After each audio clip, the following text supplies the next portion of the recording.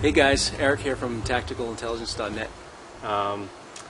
Today what I want to show you is how you can make maple syrup. And right now it's early March, so it's late winter. It's the perfect time to start tapping trees, specifically if you have them in your area, maple trees. You can do this with birch trees as well, although you're going to be boiling down a lot more of the sap to get the syrup that you need. But maple syrup is perfect from obviously maple trees. This tree in particular and the other ones that I'll show you is on my property, and they're called Norway maple. If you have sugar maple on your property or somewhere nearby that you can use, that's even better. But these trees do a fine job making some great syrup. So basically what you're going to need is a drill. I use a cordless drill, and the bit needs to be slightly smaller than the tap that's going to go into the tree. These taps actually I ordered from Amazon. You can get them, you can find kits all over the place, but basically the one I like to use is this one. It's a really hard plastic tap, and it has a tube that you just stick on the end of it and feed it right into a bucket or a 2-liter bottle that I'll show you in a second as well. And so once you start collecting the sap, you just start boiling it down, and I'm going to go through this whole process and show you how it's all done. Obviously it's not going to be all done today, it's going to be over a few days, but you'll get the idea.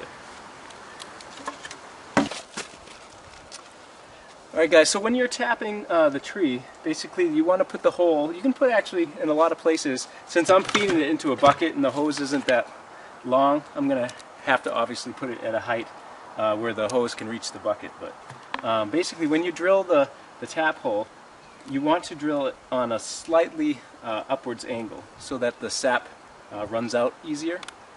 So I'll show you how that's done.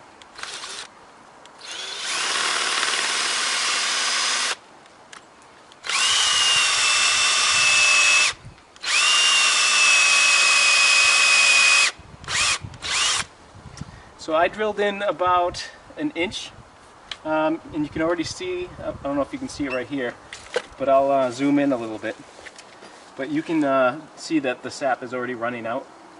And I'm just going to put my tap in here. And just take a hammer or the end of an axe like I'm doing here. Just tap it in. Then you should start seeing it feed through here, right? So let me zoom in on that. So you can see the sap flowing freely out of that. I'm just going to hook on the hose and feed it right into the bucket now.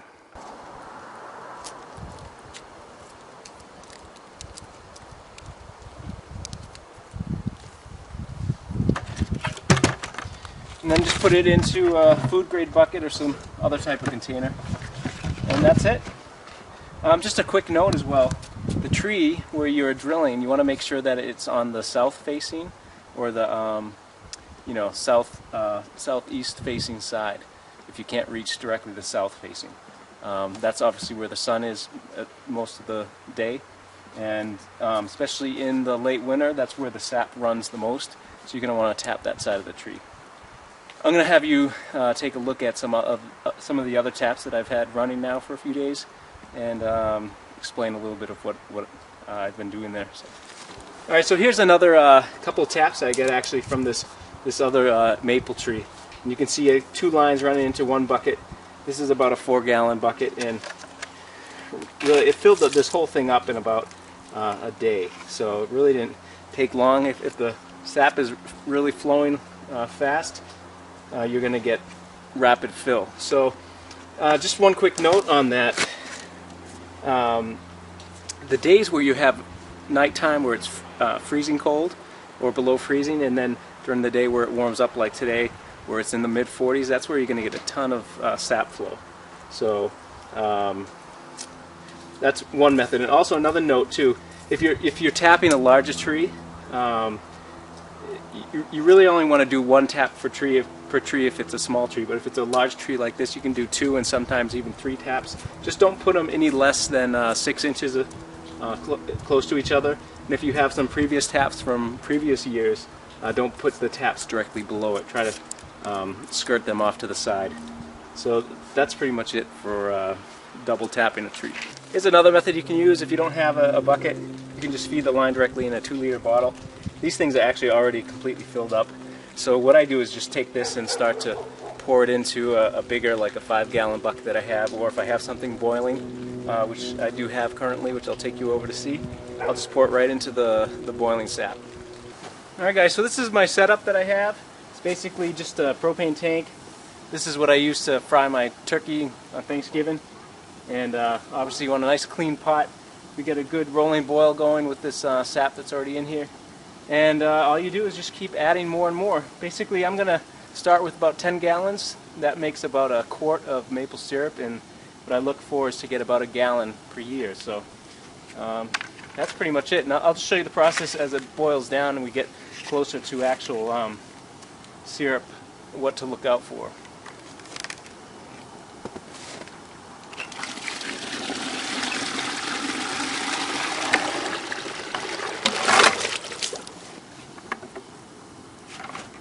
Alright, so we're getting close to the end of the day here. It's kind of probably hard to see with the camera here, but the liquid inside is actually a lot darker than obviously the clear stuff that comes out of the tree. So this is getting down to the syrup level. I got it a little bit less than halfway down. So right when it gets to about 2 gallons or a gallon, I'll usually bring it inside to finish it off, and I'll show you how that's done. Alright guys, so once the big pot here boils to around 1/8 of its size, so that's about a gallon, I'll pour it into a smaller pot and strain it through something like this, like a cheesecloth. You can use like a t-shirt, cotton t-shirt, or some other muslin type of fabric, something that will just get all the impurities out of it. And then I'll just start to boil it down. Obviously, you can boil the whole thing in your house if you want to, but you're going to get a lot of humidity in your home. Water's going to be everywhere, all over the walls. It might even be a little bit sticky from the sugar. So it's better just at the very last part to bring it in home, boil the remainder part down so you can reach the proper temperature.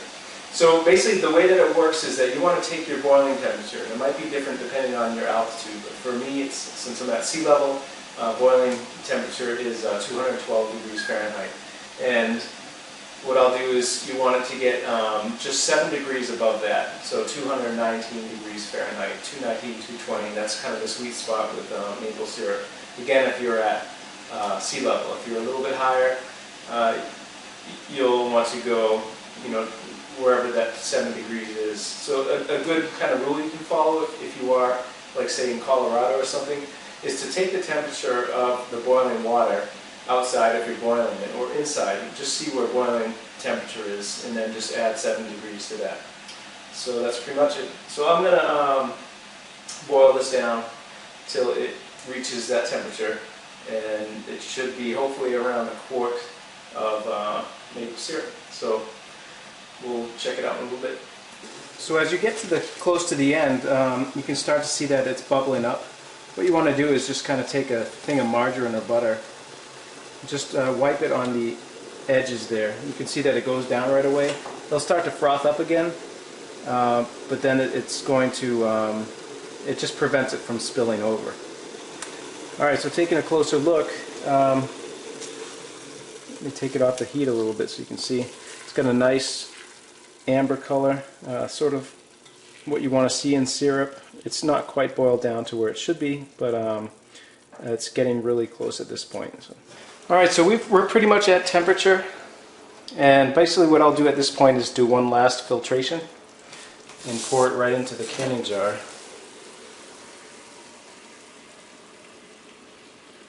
So I'm using a cheesecloth here. But again, you can use a t-shirt, muslin, anything that will filter it but still allow it to get through. Just going to let this sit for a little bit while it filters down.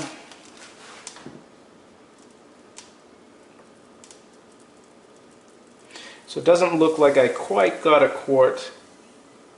We'll see how much I have afterwards. But it'll be pretty close. But I get a bunch more coming, so I should hopefully get a gallon this year. I'm hoping to get a gallon before the season's out. So. Actually, it looks like we are pretty close to a quart here. If not exactly at a quart. So basically I did about, again, 10 gallons of sap. So usually that makes about a quart, so we'll see. Yeah, and it's looking to be pretty much exactly a quart. Now it's pretty runny, you can see, and that's because it's very hot. As soon as it cools off, it's not going to be runny at all. It'll be nice and thick and perfect for pancakes, waffles, whatever you use syrup for.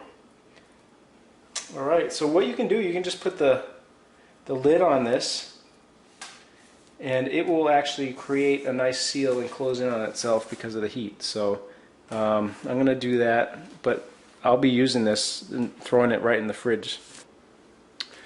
Alright, so I found a lid. I'm going to put that on here.